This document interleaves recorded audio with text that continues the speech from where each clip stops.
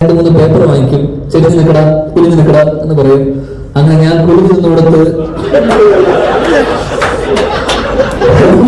എഴുതിയ സ്ക്രിപ്റ്റാണ്.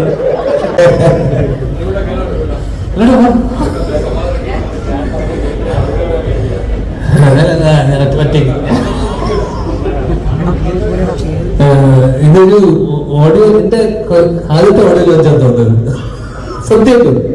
കാരണം ഇതിന് മുന്നേയുള്ള ഞാൻ അഭിനയിച്ച സിനിമയിലുള്ള പ്രൊഡ്യൂസറൊന്നും എന്നെ ഓഡിയോയിലൊന്നും വിളിച്ചിട്ടില്ല. ഞാൻ അഭിനയിച്ച cinema Prince and the family എന്ന സിനിമയാണ്. എന്റെ പ്രൊഡ്യൂസറോട് ഇരിപ്പുണ്ട്. പുള്ളി നേരത്തെ പറഞ്ഞു എന്റെ ഡേറ്റ് വെച്ചിട്ടാണ് ഇതിന്റെ അങ്ങോട്ടും ഇങ്ങോട്ടും മാറ്റിയെന്ന്. ഇതിനെ കാരണം പറഞ്ഞാണ് എന്റെ കഴിഞ്ഞ തവണ ഇതേ പ്രസ് മീറ്റിനെ വിളിച്ചു വരുത്തുക. കാരണം ഇതേ വേദിയിലിരുന്ന് അളിയുന്നൊരു പ്രശ്നത്തിന് തിരികൊടുത്തു. അതെങ്ങനെയെങ്കിലും ഒന്ന് ബാക്കി എടുക്കാനും ആ ചോദ്യങ്ങളൊക്കെ വരാതിരിക്കാനും വേണ്ടിയല്ലേ എന്നെ വിളിച്ചു വരുത്തിയത്. കറക്റ്റ്. എന്നിട്ട് അതിന്റെ സക്സസ് സെലിബ്രേഷൻ ഇപ്പൊ 20-ാം തീയതി നടക്കുന്നുണ്ട്. അതിനെന്നെ വിളിച്ചിട്ടില്ല കേട്ടോ. ഞാനിപ്പോ കാണില്ലല്ലോ. അപ്പോ എന്തായാലും അനൂപേട്ടന് തുടങ്ങാം. കാരണം അനൂപേട്ടനായിട്ട് എന്റെ സിനിമയിലെ എന്റെ ബാലപാഠങ്ങൾ പഠിപ്പിച്ചതെന്ന് അനൂപേട്ടനിൽ നിന്ന് തുടങ്ങണം. കാരണം ഞാൻ ആദ്യമായിട്ട് അസിസ്റ്റ് ചെയ്യുന്ന സിനിമ, ഞാൻ ഒരൊറ്റ സിനിമ അസിസ്റ്റ് ചെയ്തിട്ടുള്ളൂ. മാമന്റെ കൂടെ 916 എന്ന് പറയുന്ന സിനിമയിലാണ് ഞാൻ അസിസ്റ്റ് ചെയ്യുന്നത്. അപ്പൊ ഞാൻ ആദ്യമായിട്ട് കാണുന്ന ഒരു സ്റ്റാർ എന്ന് പറയുന്നത് അനൂപേട്ടനാണ്. അന്ന് അനൂപേട്ടൻ എനിക്ക് തോന്നുന്നു ഏറ്റവും തിരക്കുള്ള സമയം. കാരണം അനൂപേട്ടൻ ആ സമയത്ത് കഥ എഴുതുന്നുണ്ട്, അഭിനയിക്കുന്നുണ്ട്, അതോടൊപ്പം തന്നെ satellite business plus full business. അനൂപേട്ടനാണ് എന്റെ അറിവിൽ അന്നത്തെ കിങ് മേക്കർ എന്നൊക്കെ പറയുമല്ലോ. കാരണം എന്റെ തോളത്ത് ചാരി വെച്ചിട്ട് അനൂപേട്ടൻ എഴുതിയൊരു സ്ക്രിപ്റ്റ് ഉണ്ട് ആ ഷൂട്ടിനിടയിൽ. കാരണം ഇടക്കിടക്ക് എന്റെ കയ്യിൽ 2-3 പേപ്പർ വാങ്ങിക്കും, ചെരിഞ്ഞ് നിൽക്കട കുലിഞ്ഞ് നിൽക്കട എന്ന് പറയും. അങ്ങനെ ഞാൻ കുലിഞ്ഞു നിന്നിടത്ത് എഴുതിയ സ്ക്രിപ്റ്റാണ്. അതിന്റെ പാട്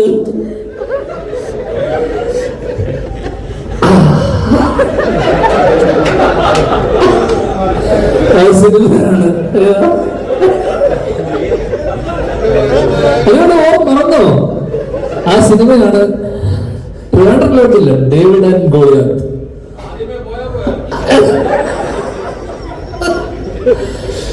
അങ്ങനെ അന്ന് അനൂപേട്ടൻ എനിക്ക് തോന്നുന്നു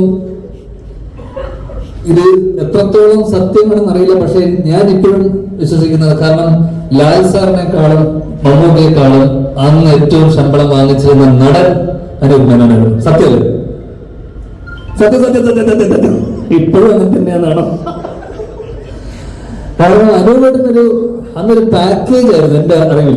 കാരണം റൈറ്റിംഗ് പ്ലസ് ലൈക്ക് ബാക്കിലുള്ള ഡയറക്ഷൻ പ്ലസ് അഭിനയം പ്ലസ് സാറ്റലൈറ്റ് ബിസിനസ് എല്ലാം അനൂപേട്ടനെ നോക്കിക്കോളും. കാരണം എനിക്കൊരു ഡേവിഡ് ഗോളിയത്തിന്റെ കാര്യം അനൂപേട്ടനോട് പറഞ്ഞിട്ടുണ്ട്. കാരണം ആ സിനിമ ചെറിയൊരു ബജറ്റിൽ ഉണ്ടാക്കുന്നു, അതിന്റെ ഇരട്ടി തുകയ്ക്ക് വിൽക്കുന്നു. അങ്ങനെ അന്ന് ഏറ്റവും സക്സസ്ഫുൾ ആയിട്ട് ഈ ബിസിനസ് അല്ലെങ്കിൽ അന്നത്തെ ബിസിനസിനെ മനസ്സിലാക്കി. കാരണം ഇതൊക്കെയാണ് ഞാൻ പഠിച്ച ബാലപാഠങ്ങൾ ആക്ച്വലി.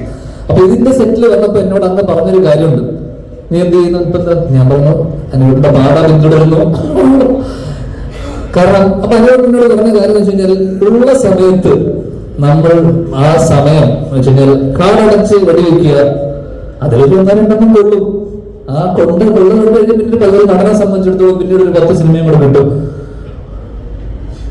അപ്പൊ ഈ പാഠങ്ങളാണ് ഞാൻ അന്ധകാലം തൊട്ട് ഇന്ന ദിവസം വരെ ഞാൻ അപ്ലൈ ചെയ്യുന്ന കാര്യം. അനൂപ് മേനോൻ എന്ന് പറഞ്ഞ നടനെ ഫോളോ ചെയ്ത് വരികയാണ് ഞാൻ. സത്യമായിട്ട്. രണ്ടാമത്തത് അബാം മൂവീസ്. അബാം പലരോട് ഒരു ഒരുമിച്ചൊരു സിനിമ ചെയ്യാൻ പറ്റുക എന്ന് പറയുന്നത് ഒരുപാട് ഇങ്ങനൊരു അബാമിന്റെ ബാനറിൽ ഒരു സിനിമ ചെയ്യാൻ പറ്റുന്ന ഒരുപാട് സന്തോഷം. രണ്ടാമത്തെ കാര്യം അബ്രഹാം ചേട്ടനെ പറ്റി പറയണം. കാരണം ഇതേ ബിസിനസ്, ഈ ബിസിനസ് കഴിഞ്ഞ എത്ര സിനിമകളായിട്ട് നമ്മള് 2 സിനിമകൾ 13ഓളം സിനിമകളിൽ 13 സിനിമകൾ സക്സസ്ഫുള്ളി ബിസിനസ് ചെയ്യുകയും ലാസ്റ്റ് 2 സിനിമകളും ബിസിനസ് ചെയ്തു. പക്ഷെ അതിൽ നിന്ന് ചെറിയ നഷ്ടം ഒന്നും ചേച്ചി പല ഇന്റർവ്യൂവിലും പറഞ്ഞതുകൊണ്ട് ഞാൻ അങ്ങനെ കൂട്ടിച്ചേർത്ത് പറയാണ്. നെറ്റ്ഫ്ലിക്സിന് വില പറഞ്ഞിരിക്കുകയാണ് ഇപ്പോ ബ്രാൻഡ്. എന്നിട്ട് ആ നെറ്റ്ഫ്ലിക്സ് തന്നെ പുള്ളിയുടെ പടം വയ്ക്കും. കാരണം 100 സിനിമ പൊട്ടിയാലും അല്ലെങ്കിൽ ഇനി 150 സിനിമ പൊട്ടിയാലും 151ാമത്തെ സിനിമ അബാം മൂവീസ് ചെയ്യും. അതാണ് അവർക്ക് സിനിമയോടുള്ള പാഷൻ, സിനിമയോടുള്ള ഇഷ്ടമാണ്.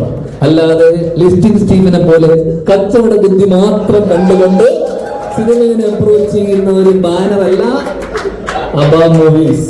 കാരണം അബാം മൂവീസിന്റെ ബാനറിൽ കഥ കേൾക്കുന്നത് പലപ്പോഴും ഷീൽ ചേച്ചിയും അബ്രഹാം ചേട്ടനുമാണ്. പക്ഷെ ലിസ്റ്റിംഗ് സ്റ്റീഫന്റെ ബാനറിൽ കഥ കേൾക്കുന്നതും ലിസ്റ്റിംഗ് സ്റ്റീഫൻ അല്ല. അത് ലിസ്റ്റിംഗ് സ്റ്റീഫൻ അല്ല. അതിന്റെ ഒരു സക്സസിന്റെ ഒരു ഇതിന് പോലും ലിസ്റ്റിംഗ് സ്റ്റീഫന് ഒരു ഇതുമില്ല, ഒരു അർഹത എടുക്കാൻ പറ്റില്ല. Listing Stephen is A magic. അതാണ് കമ്പനിക്ക് മാജിക് ഫ്രെയിംസ് എന്ന് പേരിട്ടിരിക്കുന്നത്. കാരണം ഈ കഴിഞ്ഞ ഏത് സിനിമയുടെ കഥ എന്ന് പറഞ്ഞു അവസാനം ഇറങ്ങിയ സിനിമയുടെ 2 കഥകൾ ചോദിച്ചാൽ പോലും അദ്ദേഹത്തിന് അറിയില്ലായിരിക്കും. അതല്ല പാഷൻ. പാഷൻ പഠിക്കണമെങ്കിൽ അത് അബാം മൂവീസ് നിന്ന് പഠിക്കണം. എനിക്കൊന്ന് ലിസ്റ്റിംഗ് സ്വന്തം സിനിമയെക്കാളും കൂടുതൽ കണ്ടിട്ടുണ്ടാവും 2 നമ്മുടെ രവീന്ദ്രൻ ഇവിടെ 2 തവണയായിട്ട് നമ്മൾ കാണിച്ചു.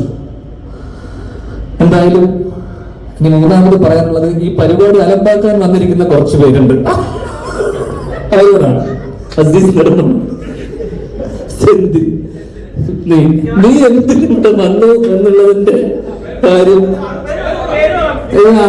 അവറാച്ചന്റെ എന്താ പടത്തിന്റെ പേര്? അങ്ങനെ ഒരു പടം തന്നെ ഇറങ്ങിപ്പോയില്ലേ? അപൂർവ പുത്രന്മാർ. അതും കൂടെ ഒന്ന് കണ്ടേക്കണം. കൂടൽ എന്ന് പറഞ്ഞ സൂപ്പർ ഹിറ്റിന് ശേഷം അഭിലാഷം പോയാ അഭിലാഷിന്റെ ഒരു അനൗൺസ്മെന്റ് കൂടെ ഉണ്ടായിരുന്നു. അത് കാണുന്നില്ല. പലരും പല അജണ്ടയോടുകൂടി വന്ന ആൾക്കാരാണ്. എല്ലാവർക്കും അവരവരെ പടം അനൗൺസ് ചെയ്യണം. എന്തായാലും ഈ വേദി എനിക്ക് വേറെ വിവാദങ്ങളൊന്നും ഇല്ലാത്തത് കൊണ്ട്, ഉണ്ടാക്കാനുള്ള ഒരു ഇതില്ലാത്തതുകൊണ്ട് അവസാനിപ്പിക്കുകയാണ്. ഒരുപാട് സന്തോഷം ഈ സിനിമയുടെ ഭാഗമാകാൻ കഴിഞ്ഞതിൽ. Thank you.